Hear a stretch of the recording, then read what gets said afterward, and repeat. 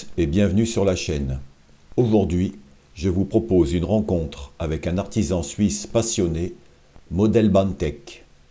Il s'est spécialisé dans un domaine encore assez rare, la fabrication de modèles ferroviaires en impression 3D à l'échelle 1. Une approche innovante au service du modélisme haut de gamme, et vous allez voir que le résultat est tout simplement impressionnant. Je vous propose de découvrir son travail et sa vision à travers cette interview réalisée lors du salon de Bourges. Installez-vous confortablement et place à l'échange. Bonjour, je fais une vidéo sur les coulisses du modélisme ferroviaire. Est-ce que je peux vous poser une question rapide? Bien sûr, pas de problème. Alors, beaucoup de passionnés se demandent pourquoi certains modèles sont produits en série limitée. Est-ce que je peux vous poser la question? Oui, ils sont faits en série limitée parce que j'ai une demande pour certains modèles et en très petite quantité, 1, 2, 10 pièces maximum pour certains modèles. D'accord. Et en parlant de la nouveauté, le fourgon OCM30, c'est un très beau modèle. Est-ce que vous pouvez nous expliquer ce qui était le plus difficile à reproduire? Les rivets. Les rivets. Les rivets, tout ce qui est détaillage de bande de rivets, ça c'est assez compliqué. D'accord. En plus que le toit est arrondi, donc voilà, c'est pas du gâteau, on va dire. Et pourquoi vous avez choisi de reproduire ce modèle, par exemple, plutôt qu'un autre? Question de demande. Question de demande. Voilà, tout simplement.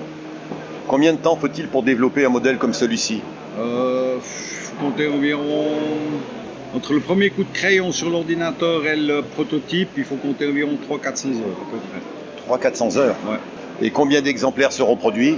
Là, environ une vingtaine probablement. J'en ai déjà une dizaine qui sont commandés et quasiment livrés. Et j'espère encore en faire une dizaine. D'accord.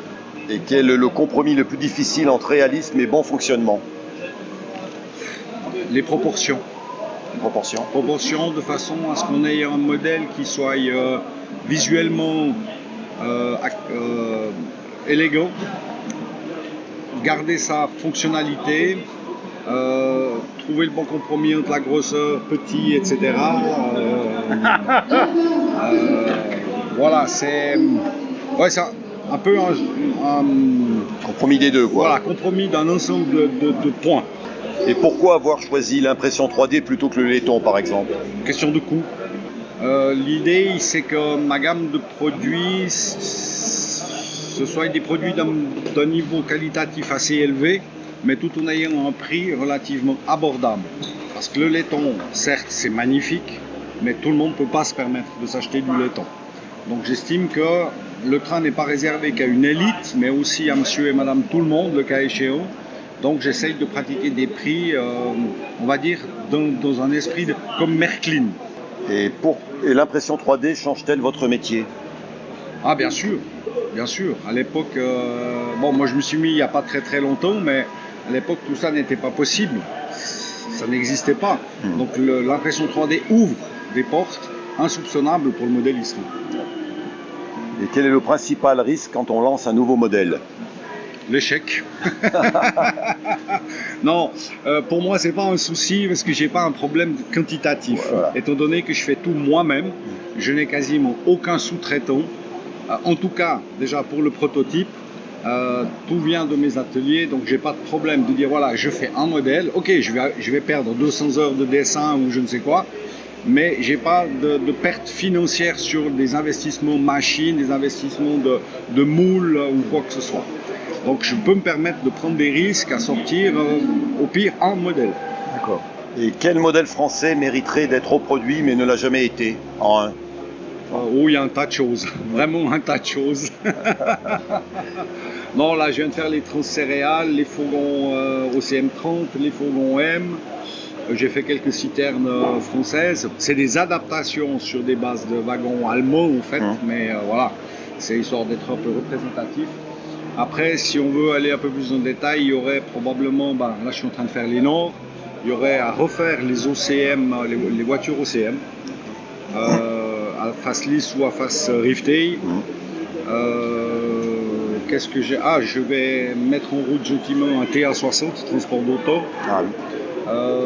J'ai le FNC, Oui. Le petit X, je sais plus combien là-bas. Le Y. Non, non, ouais, alors je suis en train de faire un Y 2100. Voilà. Et puis le petit autorail qui est dessous là-bas, le X 1800 je crois. Oui. Voilà, ça c'est un petit peu pour les projets à venir en matériel français, quoi. Bien. Mais il y en a tellement que c'est difficile De faire un choix. de faire un choix. Et quel modèle dont vous êtes le plus fier? Le modèle le plus fier, alors je vais être un peu chauvin, c'est une locomotive suisse. C'est une AE36 que j'ai entièrement réalisée en partie en résine et partie usinage en CNC plastique, PVC. Les roues sont en acier inox. Le premier modèle, je les ai usinés moi-même sur un petit tour à main. Ça n'a pas été du gâteau. Bon, maintenant, je les fais faire par des entreprises spécialisées, les roues. Mais voilà, ça, c'est mon petit bébé. D'accord. Et quel modèle rêveriez-vous de reproduire, mais que vous n'osez pas lancer, s'il y en a? Alors, techniquement, il n'y a rien que je n'oserais pas lancer, parce que tout est faisable, mais le rêve absolu, ce serait la AE814 des chemins de fer suisses, une énorme locomotive qui, moi, je pense, devrait faire environ 1m20, quelque chose comme ça. D'accord. Eh bien, merci beaucoup. Je vous en prie. Voilà pour cette rencontre avec Model Bandtech. Une belle découverte qui montre que l'impression 3D ouvre de nouvelles perspectives dans le modélisme ferroviaire, y compris à des échelles peu courantes comme l'échelle 1.